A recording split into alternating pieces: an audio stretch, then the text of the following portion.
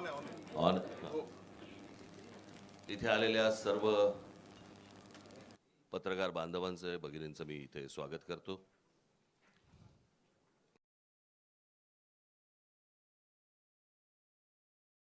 माझे मित्र संजय राऊत यांनी आता वारंवार उल्लेख केला 20 वर्षानंतर राज ठाकरे आले. 20 वर्षानंतर मला खरं तर 20 वर्षानंतर सुटून आल्यासारखं वाटतंय. 20 वर्ष जेलमध्ये होते, आज पहिल्यांदा सुटून आलेले आहेत. आपण त्यांचं स्वागत करूया. आज मी खूप वर्षानंतर मी शिवसेना भवनमध्ये आलो.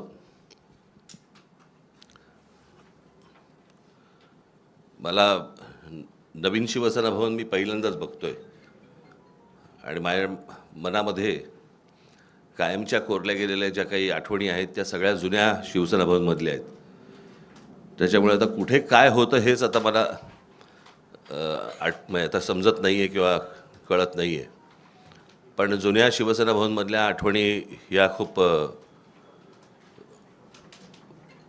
काय म्हणू त्याला रोमांचकारी आणि आनंददायी आणि अशा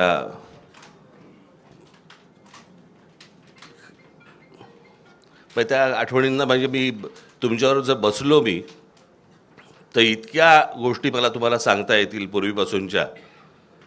म्हणजे त्या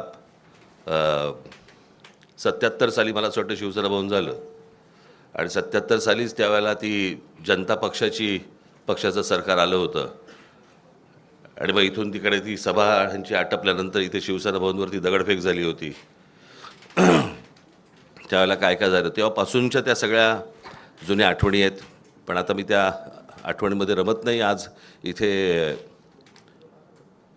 शिवशक्तीचा आज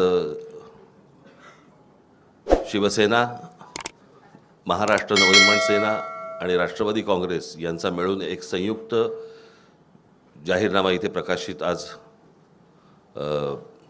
तुमच्यासमोर करत आहोत. मला असं वाटतं आदित्य ठाकरे आणि अमित ठाकरे यांनी त्या दिवशी या जाहीरनाम्यामध्ये वचननाम्यामध्ये या काय गोष्टी आहेत हे मला असं वाटतं आपल्यासमोर त्या दिवशी सांगितलेल्या आहेतच. त्याच्यामुळे आता त्याच्यावरती परत किती चर्चा करायची हे मला असं वाटतं आपण त्या गोष्टींचा विचार करावा. या व्यतिरिक्त जर समजा आपल्याला काही इतर प्रश्न असतील मला असं वाटतं सन्माननीय उद्धव ठाकरे आपल्याशी बोलतीलच. परंतु त्यानंतर जे काही आपल्या मनामध्ये काही प्रश्न असतील ज्याची उत्तरं आम्ही देऊ शकत असू तर आम्ही जरूर देऊ. तर आम्ही जरूर देऊ. धन्यवाद.